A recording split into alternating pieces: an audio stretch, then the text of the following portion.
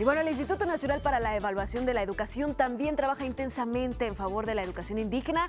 Por eso nos enlazamos con nuestra compañera Ana Luisa Guerrero, que tiene una interesante entrevista exclusiva con la consejera del INE, Silvia Schmelkes. Muy buenos días, Ana Luisa.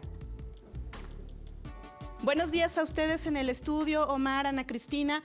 Pues los saludo, estamos en este momento en el Instituto Nacional para la Evaluación de la Educación y como bien comentan, la educación indígena es preponderante hablar de ella. Se han hecho muchos esfuerzos a lo largo de las últimas décadas para revalorar y para tomar en cuenta la diversidad lingüística de nuestro país. Para ello nos encontramos en este momento con la doctora Silvia Schmelkes. Ella es consejera del INE y bueno, ella es la experta, vamos a hablar. Muchas gracias, buenos días. ¿Qué tal? Buenos días. Nos gustaría que nos hiciera un panorama de en qué punto estamos parados en este momento cuando hablamos de educación indígena. Sí, bueno, quizás antes, aprovechando que estamos celebrando los 40 años de la educación indígena, de la Dirección General de Educación Indígena, bueno, en primer lugar, felicitar a la dirección por este aniversario y después decir, pues, que la creación de la dirección fue realmente un hito en materia del cumplimiento de los derechos, sobre todo los derechos lingüísticos de los pueblos indígenas. Antes también había educación para indígenas, pero la orientación era de castellanización y pues eso obedecía a una filosofía de integración. Vamos a hacer que el indígena deje de ser indígena y se convierta en un mestizo como todos los demás y así los vamos a integrar a la sociedad y podrán participar en el desarrollo. Pero esa visión estaba totalmente equivocada porque pues cada pueblo indígena tiene su propia cultura, tiene su propia lengua, tiene una enorme riqueza y no tiene por qué perderla.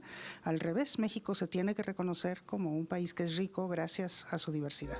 Entonces, por eso pues es tan importante la creación de la dirección que desde un principio reconoce la necesidad de que los indígenas reciban una educación en su propia lengua, aprendan también el español, es decir, que sea bilingüe, y en ese entonces se hablaba de la educación bicultural, en el sentido de que se aprendiera la cultura propia y la cultura nacional.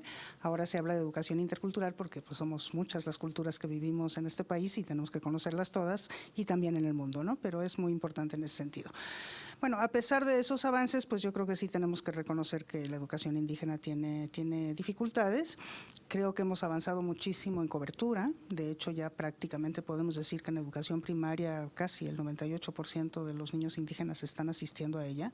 Y esto pues ha disminuido las brechas que antes tenían los niños indígenas respecto de los niños no indígenas en su escolaridad básica, digamos, que es la primaria. Pero todavía quienes, digamos que los indígenas desertan de la escuela, de la educación, mucho más que los no indígenas y quizás lo más preocupante es que aprenden menos, ¿no? También habría que decir que sabemos del aprendizaje gracias a pruebas estandarizadas que se aplican en español, cuando muchos de los indígenas no dominan el español.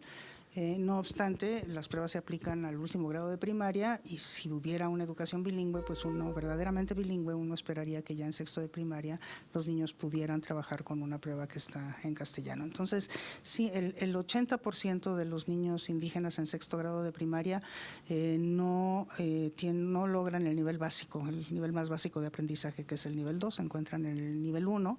Esto es cierto solamente del 60% del resto de la población, ahí hay una brecha de 20 puntos, que significa muchos años, desgraciadamente, porque remontar 20 puntos de diferencia tarda muchísimo tiempo, ¿no? Entonces, bueno, esa es una preocupación.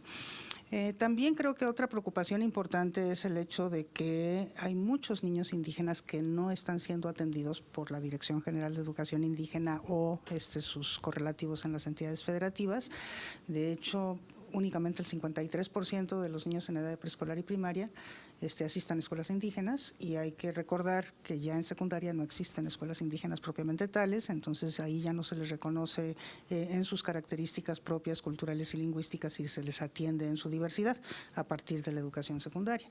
Entonces, pues una enorme preocupación es cómo atender con pertinencia cultural y lingüística a los indígenas que están en escuelas regulares y de manera muy particular a los indígenas urbanos, por ejemplo, que ya son el 40%, ¿no? Que están yendo a escuelas comunes y corrientes regulares en donde no se les reconoce como indígenas y en muchos casos donde estos indígenas sufren discriminación.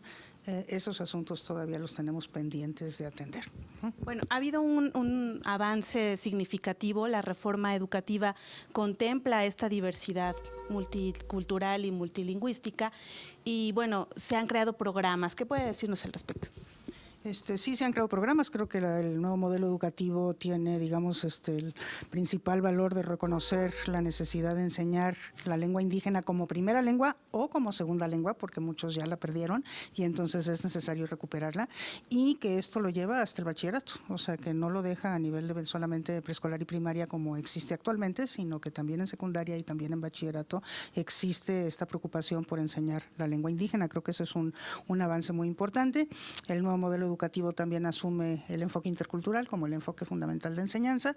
Bueno, eso falta operacionalizarlo o ver cómo se operacionaliza ya en los planes y programas. La Dirección General de Educación Indígena ha avanzado en la elaboración ya de libros de texto en lengua indígena en 22 lenguas indígenas para primero y segundo grados de primaria, y lo está continuando para los grados posteriores. Yo creo que eso también es un avance muy importante, porque teníamos libros en lengua indígena pero ya muy antiguos que datan de los años 90 y no se les habían hecho modificaciones, ¿no? Entonces, bueno, esos son, yo creo que, adelantos muy importantes. A pesar de eso, a nosotros nos ha parecido aquí en el instituto que hacen falta reformas pues mucho más profundas, y por eso emitimos las directrices para la atención educativa a niños, niñas y adolescentes indígenas, que entre otras cosas, por ejemplo, hablan de la necesidad de atender a los niños indígenas a donde sea que estén, niños, adolescentes, jóvenes, a donde sea que estén, a donde sea que se encuentren, que se haga transversal, digamos, a la Secretaría de Educación Pública este afán incluyente de las diferencias. También hemos dicho que es necesario fortalecer de manera muy importante la formación de los docentes, tanto la formación inicial de los docentes para atender a niños, niñas y adolescentes indígenas, cosa que en este momento ocurre muy poquito, apenas en 22 normales existe la licenciatura en educación indígena. Eso se tendría que extender pues cuando menos a todos los estados que la tienen, pero pues también sabemos que hay indígenas en todo el país, no solamente en los estados que tienen pueblos originarios, pero también la formación continua, ¿no? O sea, ahí yo creo que el esfuerzo, o sea, cómo mejorar la educación indígena atendiendo a los maestros que en este momento lo están atendiendo y los que los van a atender en el futuro, mediante un proceso de mucha cercanía a las escuelas a través de los supervisores, de los asesores técnico-pedagógicos, de tutores, que estén muy cercanos a los docentes y que les permitan ir mejorando de manera continua. Bueno, pues parece que el trabajo se mantiene y bueno, los esfuerzos que se realizan son constantes y seguirán. De verdad que le agradecemos mucho estos minutos para la Agencia Informativa de Educación de México. Yo me despido de ustedes, Ana Cristina, Omar, les deseo que tengan muy buen día. Pues muchísimas gracias a Silvia Schmelkes por esta entrevista exclusiva y hablar de sus temas relevantes, Ana Cris. Así es muy importante también lo que se hace desde el Instituto Nacional de Evaluación para la Educación con respecto a la educación indígena.